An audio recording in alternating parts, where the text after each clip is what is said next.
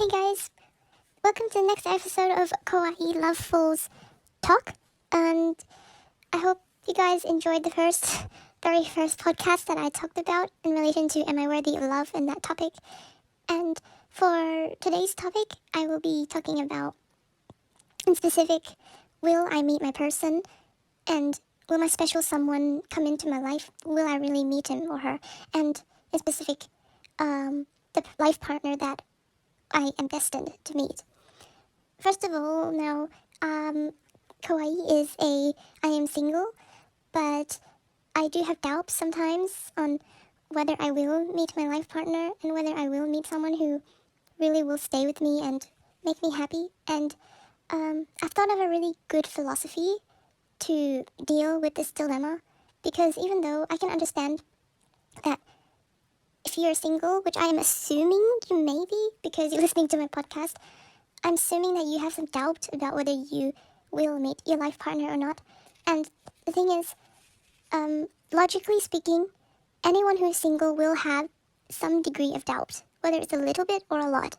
And it's very logical to why it is.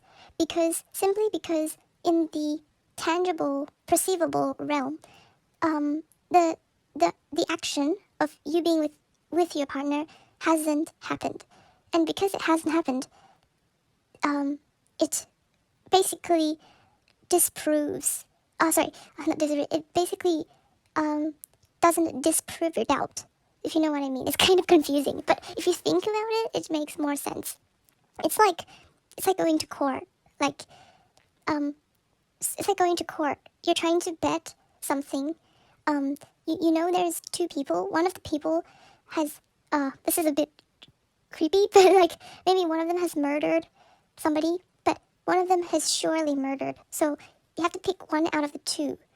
But you don't know which one of the two has murdered unless through all the real things and events that you noticed and you know and you can prove, you can pick. So this is the same thing. You can't tell whether I'm going to be single alone forever or I'm going to be with someone and be happy with someone, because it's according to logic, there will always be doubt, because unless this event has happened, and it can't be measured in a very quick time. It's kind of a long period of time, which basically, if you think about it, which basically means that you can't measure your doubt. You can't measure your doubt in a short period of time. So that's not right. But you can't disprove your doubt in a short period of time. It's kind of like time bound, which is also another issue. As an example, say you meet someone and you actually end up with them for forever. But the issue is that you can't measure.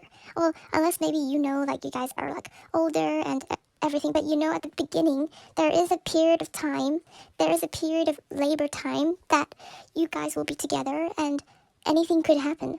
You guys could maybe split it, maybe just not make it, and anything could happen. So that is very time bound. But I just want to say that I have this philosophy and I really want to share it. And basically the philosophy to am I going to meet the one is basically, it is what it is. And I think this is very, very helpful for me and very important, because if I use the philosophy of it is what it is, if I am single at this very moment, it is what it is. But if tomorrow I meet someone that I like and I feel like I have a potential to be with a life partner tomorrow, and it's very lucky and I'm very happy, it is what it is. But if the next day after that I find out that maybe that person is not really for me, or maybe I feel like I want to embark on my own journey, then it is what it is. I feel like it works for everything. If you use this philosophy in every part of your love life, it really helps. Because I feel like one of the hardest things in love is to actually accept for what it is. And what you can control is what you do in reaction to it, but you cannot control how the love turns out.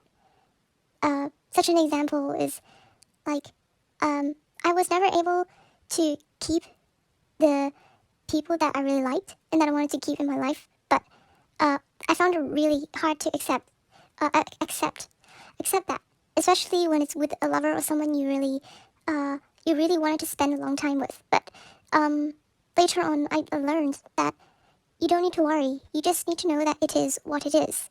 And at the same time, what I also mean is that you shouldn't like dive blindly into a very like scary kind of relationship if that person is mean to you and kind of demeaning you. You should also be very careful and like know what to do. But what I mean is, if you just feel really confused at the current moment on whether you'll meet the one or not, then I feel like it's a very, very good philosophy. Like, it is what it is.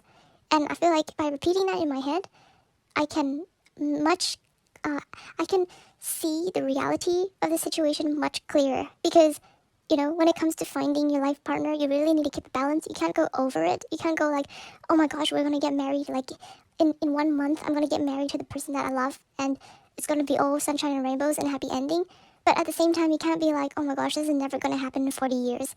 I feel like it is what it is, keeps a very good balance, because basically what it is doing is it is leaving that benefit of the doubt open. So either I'm not saying no to the doubt, but I'm also not saying no to the certainty of it happening. So it's kind of open. So I feel like this is a very good thing if you at this moment or later on feel like, oh my gosh, I'm never meeting the one or something. And I assume you're still single. And otherwise, you may be single and you may like someone, but you also may not be sure whether you're, you end up with the person or you have doubts about it. I feel like it is what it is very important, because thinking about it, we don't really control who comes into our lives and goes, but we can control the way we see the situation. By saying it is what it is, I feel like you're giving more space to the situation. You know, it's probably not the best thing in the world that's happening right now, but you're also giving possibility. There's space for opportunity and possibility. But if you say like, oh my gosh, it's horrible, there's nobody there for me, then you're kind of constraining it to one thing, and then you probably, sometimes, you can actually miss a new opportunity. And yeah, that could have made you happy at that time. And plus, it's not a very, it's not a very happy thing to tell yourself that all the time. So yeah, anyways, I hope you guys got something out of that or became inspired by that. I'm not sure what I'm going to talk about in the next episode, but I will think about it. And anyways, in the meantime, peace. Bye-bye.